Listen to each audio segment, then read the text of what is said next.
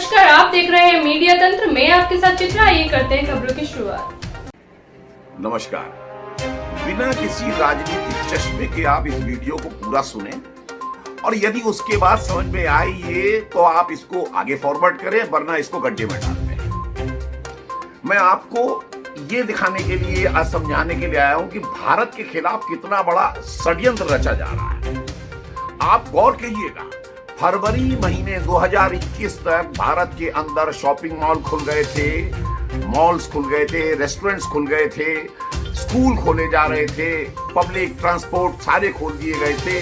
Even यहाँ पर लोग सैनिटाइजर लगभग भूलते जा रहे थे, हफ्ते में कभी याद आ जाता तो लगा देते थे।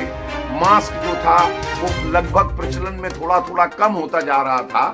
मैं ये नहीं कह रहा खत्म हो रहा था, लेकिन कम होता जा रहा था। लोग में थोड़ा अलर्टनेस की जरूर कमी आ रही थी, मगर फिर भी सब सही चल रहा था। संक्रमण दर 1% के आसपास चल रही थी।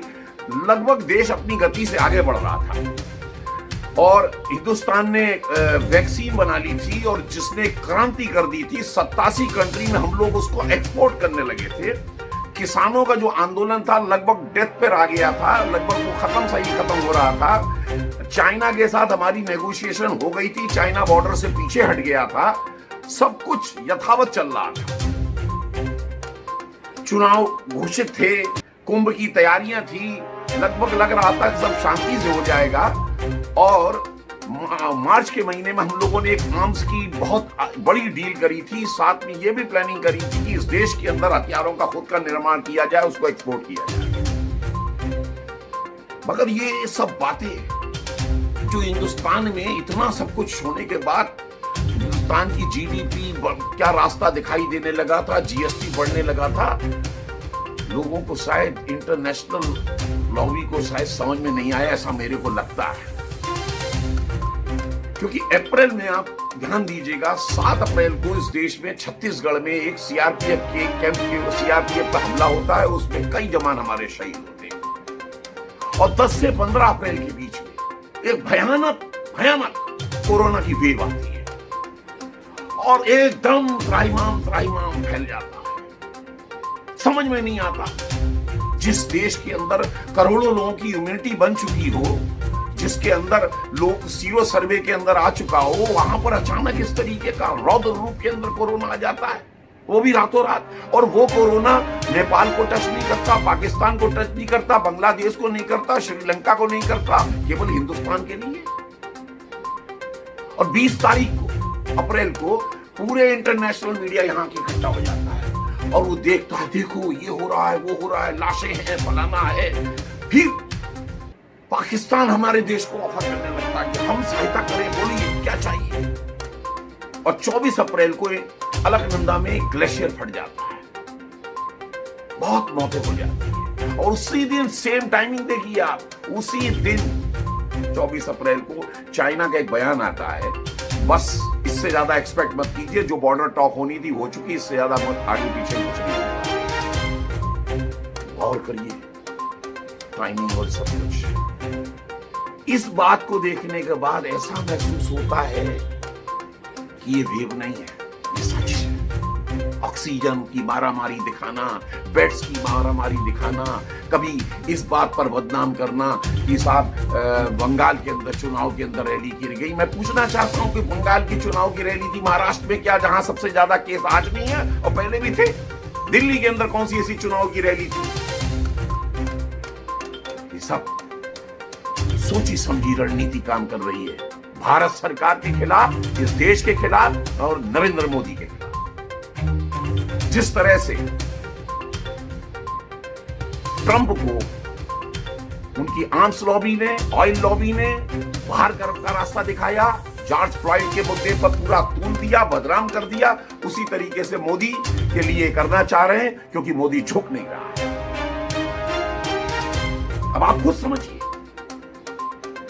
कि जिस आदमी ने अपने देश में लोगों को आत्मनिर्भर बनाते हुए $1.25 ट्रिलियन का वैक्सीन का धंधा जीरो करा दिया इस फार्मा लॉबी का, जिनका टोटल धंधा 4 से 6 ट्रिलियन डॉलर का था।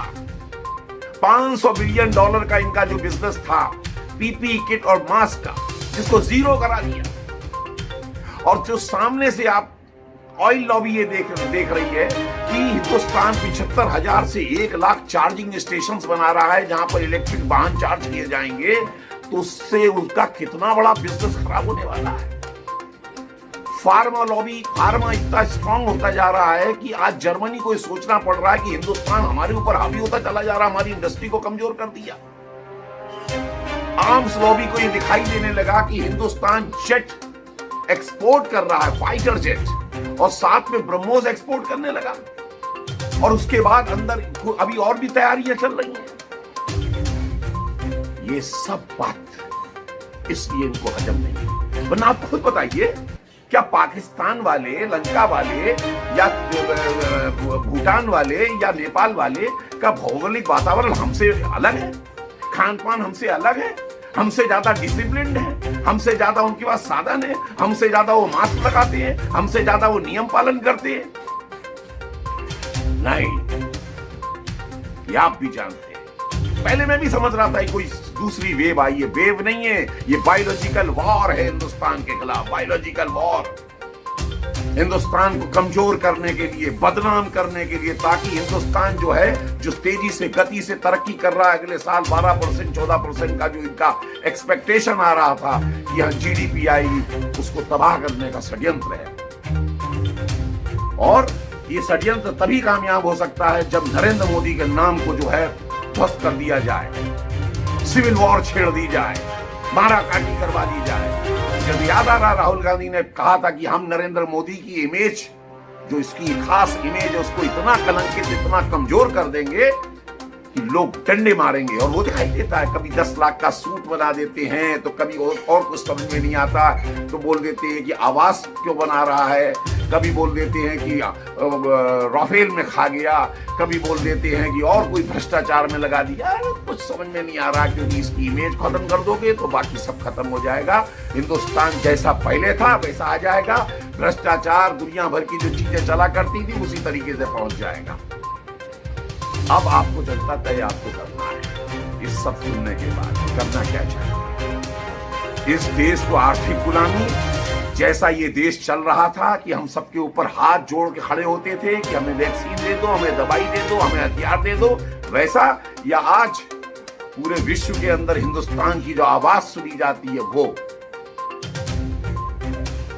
विश्व गुरु, वैसा देखना चाहते हैं आप, तो आपको साथ देना पड़ेगा, वरना आपकी मर्जी। जय हिंद।